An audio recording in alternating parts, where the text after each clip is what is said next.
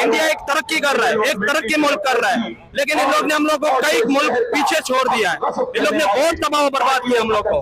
अच्छा, अमेरिका क्या चीज है? वो अमेरिका क्या चीज है? Super power. वो कोई बात नहीं बेटा, सुपर पावर पाकिस्तान सबसे बड़ा सुपर पावर है। अच्छा। पाकिस्तानी फौज जो है ना दुनिया की सबसे बेहतरीन फौज है। अच्छा। और पाकिस्तान बेहतरीन ताकतवर मुल्क है इंशाल्लाह। तेरे बाप को मत सिखा। रुको जरा, सबर करो। तो हम अपनी झोली फैलाए, हम झोली फैलाए अपनी, पहुंच जाते हैं अपने अरब ममालिक के यहाँ। दे दे बाबा, कुछ तो दे दे बाबा, कुछ तो दे दे या शेख, इधर तो देख।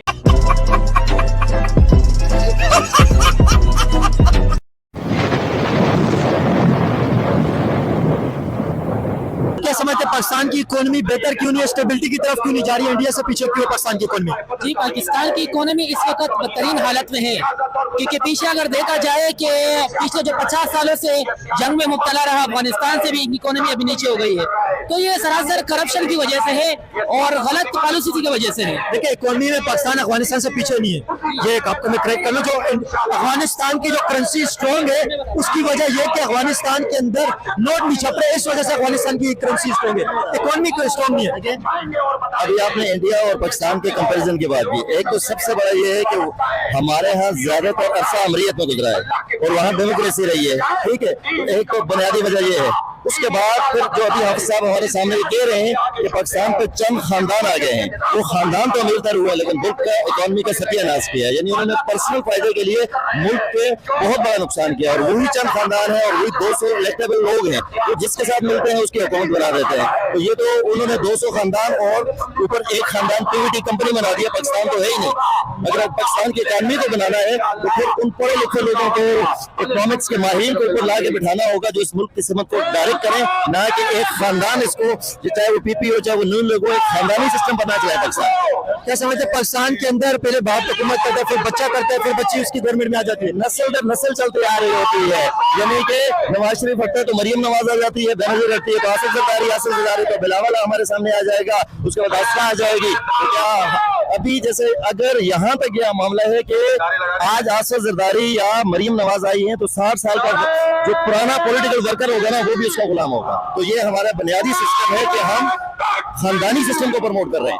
ओवरऑल इंडिया की इकोनॉमी पाकिस्तान से ग्रोथ ज्यादा क्यों कर रही है? जीडीपी ग्रोथ इंडिया की 7.2% है, पाकिस्तान की जीडीपी ग्रोथ इस टाइम पे जो करंट चल रही है वो 3.2% पे चल रही है। पहले पाकिस्तान की जीडीपी 2% पे थी, अभी थोड़ी सी जीडीपी ग्रोथ आगे गई है। चाइना की जीडीपी ग्रोथ 4.5% पे, इंडिया की इकोनॉमी पूरे एशिया में सबसे ज्यादा फास्टिंग इंडिया की जीडीपी ग्रोथ है। इसकी क्या वजह है? उसकी ग्रोथ की सबसे बड़ी वजह जो तमाम पब्लिक सेक्टर यानी गैस आप देख लें, बिजली देख लें, वो तमाम शोबे जो किसी भी इंडस्ट्री या प्रोडक्शन के मटेरियल को सस्ता बनाते हैं। आज बांग्लादेश भी हमसे आ गए इसलिए कि वहाँ बिजली सस्ती भी है और मौजूद भी है, गैस सस्ता भी है और मौजूद भी है। हमारे यहाँ 16 घंटे की लोड शेडिंग है, सनतकार बड़ी मुश्किल से अगर वो मुकाबला कर रहे हैं, लेकिन अगर वो मुकाबला कर रहे हैं तो फिर कीमत इतनी ज्यादा हमारी प्रोडक्ट बन जाती है कि आलमी मार्केट के अंदर खरीदार उसको तो नहीं खरीदेगा। अभी आपको पता है इंडिया और यूरोपीय यूनियन का फ्री ट्रेड एग्रीमेंट भी हो गया, उससे तो पाकिस्तान की टेक्सटाइल इंडस्ट्री धरने से बैठ जाएगी, तो बात हाल क्या हो जाएगी, बल्कि वे जो थोड़े बहुत जो लोग काम कर रहे हैं ना ये इंडोनेशिया और बांग्लादेश चले जाएंगे। इसकी वजह यह है कि आप उनको वो कोई इंडस्ट्री लगाने की सोचते हैं तो सबके इदारे ऊपर आ जाते हैं और उनके ऊपर टैक्स तो अपनी जगह जो उनको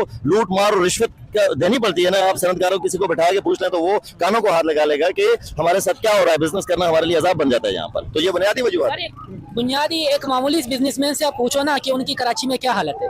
कराची में उनकी जो बुनियादी बिजनेस है, छोटे बिजनेसमैन है, उनसे भी तरह तरह के जो है ना रिश्वतें लिए जाते हैं और तरह तरह के उन पर कुयुदात होते हैं। ये बिजनेसमैन को वो एनवायरनमेंट नहीं मिलता कि वो ग्रो कर सके। बिल्कुल, मैं कहीं हम जो है ना कि कारखाने सिस्टम से बिलोंग करते हैं, मगर वहाँ पर क्या किया जाता है, कई ज्यादा लोग इस तरह के वो अक्सर बांग्लादेश में जा रहे हैं, वहाँ बांग्लादेश में अपने कारखाने खोल रहे हैं, अपने फैक्ट्रीज खोल रहे हैं, क्योंकि इसलिए कि वहाँ पर जो है ना टैक्सेस भी कम है उनको और पुण्य चीज भी मौके भी बहुत ज्यादा मिलते हैं आगे बढ़ने के लिए। तो इसलिए हम अगर आगे बढ़ने तो हमें तमाम तर पॉलिसी जो जिस तरह की हमारी पॉलिसी है, शाहाना पॉलिसी, यानी कि जिस तरह डिक्टेटरशिप हमारे यहाँ शुरू है, खामोश डिक्टेटरशिप है, क्योंकि दिखाया ये जा रहा है इंडिया की इकोनॉमी पाकिस्तान से ज्यादा फास्ट ग्रो क्यों कर रही है? इसकी क्या वजह है? अभी हमारे जैसे इंसान रहते हैं ना, कोई आसमान से तो नहीं आया, हमारे जैसे ही लोग रहते हैं वहाँ पे। इंडिया ग्रो क्यों कर रहा है? फास्टिंग ग्रो इकोनॉमी क्यों इंडिया? इंडिया के अपने इंडिया के साथ जो है ना उनकी गवर्नमेंट, उनमें भी अभी तक उस तरह करप्शन शुरू है, मगर इतना करप्शन नहीं जितना पाकिस्तान में हो रहा है।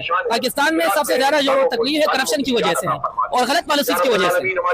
मुझे यही समझ आता है कि पाकिस्तान में अगर सही हुकूमत आ जाए और सही हुकूमत को हम लोग लाए और कम से कम आइन के मुताबिक, जो आइन पाकिस्तान है उसके मुताबिक गवर्नमेंट को चलाया जाए। पाकिस्तान की जब भी बजट बनता है IMF से, वर्ल्ड बैंक से लोन लेके पाकिस्तान का बजट बनता है। पाकिस्तान की इकोनॉमी के बारे में क्या समझते हैं? पाकिस्तान की इकोनॉमी स्टेबिलिटी की तरफ क्यों नहीं जाती है? और इंडिया की अगर इकोनॉमी देखें, बांग्लादेश की इकोनॉमी देखें, वो पाकिस्तान से बेहतर किस वजह से?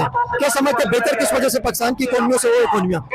सबसे पहले बुनियादी तो वजह यह है कि इस मुल्क के अंदर ये मुल्क वो मुल्क है कि जो कलमे के नाम पर बना।